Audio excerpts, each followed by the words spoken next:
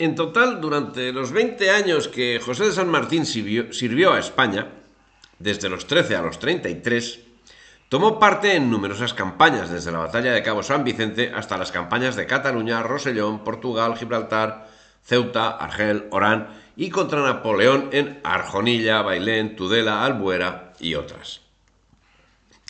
El 16 de julio de 1808 estaba presente en la batalla de Bailén, como capitán ayudante del jefe de la caballería, que actuó de reserva, es decir, no combatió.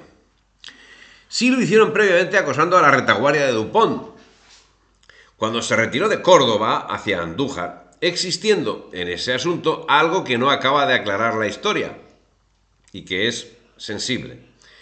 ¿Cuál fue el asalto a los dos hospitales con soldados franceses por parte de la caballería española?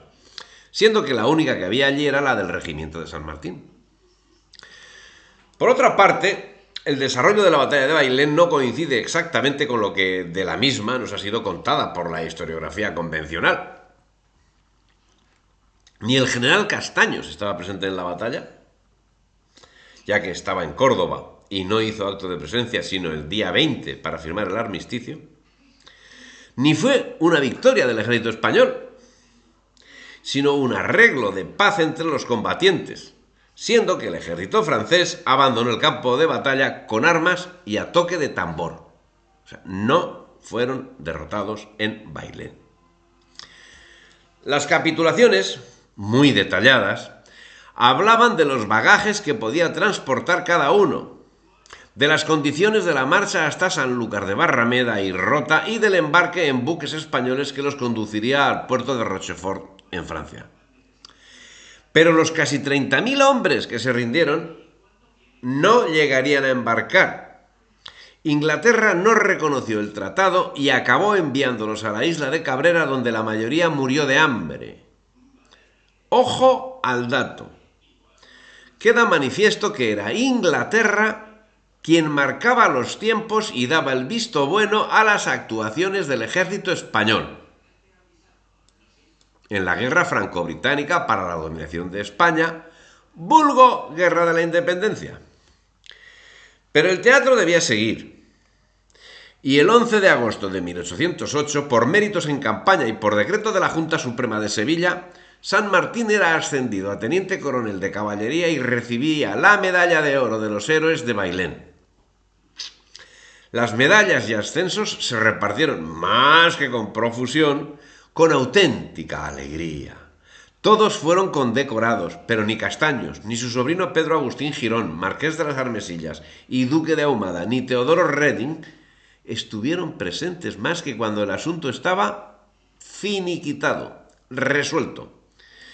Parece ser que fue en Bailén donde San Martín conoció a James Duff, un noble escocés, entonces general del ejército español. Es que tiene delito.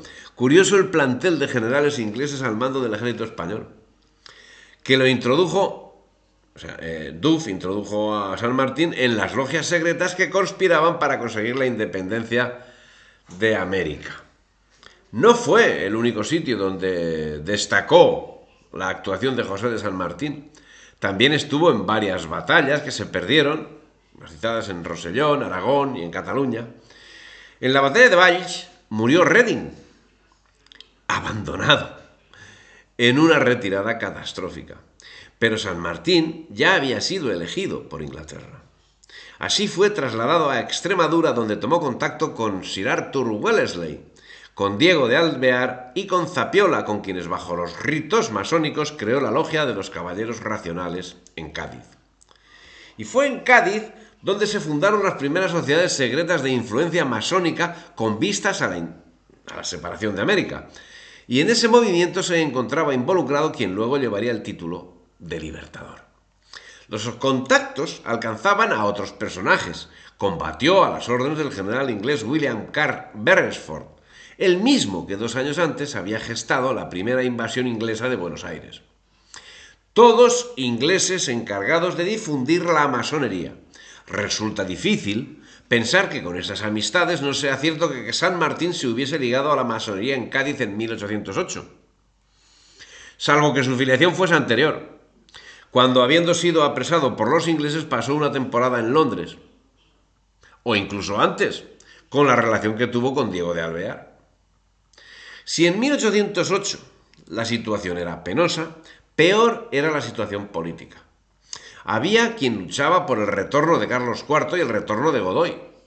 Había quien deseaba el retorno de Fernando VII.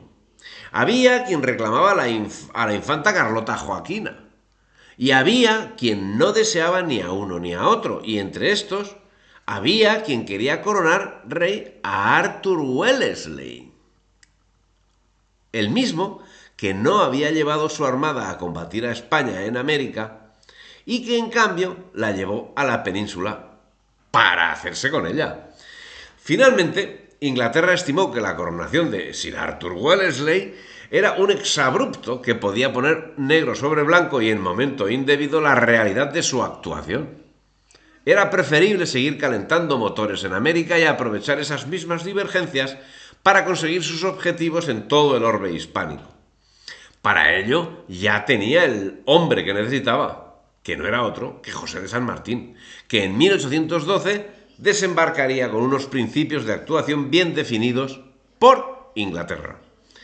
También Napoleón intentó ser reconocido en el Nuevo Mundo. Vanos fueron los intentos. Lo intentó en la Nueva España y falló. Y lo intentó con Santiago de Liniers, a quien envió al marqués de Sassenet para convencerlo de la idea, y también falló. La única solución que le quedaba era coincidir con Inglaterra en sus esfuerzos por romper territorialmente las Españas. Así, en su plan pretendía ampliar los límites de Francia hasta el Ebro. En el mismo plan quedaba diseñada la ruptura de la España americana. España entera, de oriente a occidente, estaba sentenciada por las dos potencias que en el momento se disputaban el mundo. La masonería de obediencia francesa, como no podía ser de otro modo, acababa confluyendo con la masonería inglesa para la consecución de los mismos objetivos. Pero la organización de todo el entramado tendría lugar en Londres, donde se relacionaban personalmente y con frecuencia la práctica totalidad de los próceres separatistas, entre los que estaban Francisco de Miranda, Simón Bolívar, José de San Martín, Mariano Moreno, Carlos Alvear, Bernardo O'Higgins, José Miguel Carrera, Juan Pío Montúfar y Vicente Rocafuerte, entre otros. Y más adelante otros, quienes además mantuvieron frecuentes contactos con los centros políticos de Estados Unidos y la Gran Bretaña. Y mientras en la península, como hemos visto, San Martín se relacionaba con todos los agentes británicos. Es evidente que ya habían detectado en él las cualidades que podían esperarse de uno de sus mejores agentes: esforzado, ambicioso, militarmente cualificado y sumiso a las instrucciones que recibía del amo. Cualidades que dejarían demostradas en la guerra contra Napoleón, cuando pudo ser observado de forma directa por aquellos que solo 2 años antes habían participado en los intentos de controlar Buenos Aires: Duff, Whittingham, Pitt, Crawford, Baird, Popham, Stuart o Beresford. Literalmente, sus mandos. Si te ha gustado el vídeo, dale me gusta, difunde y suscríbete al canal.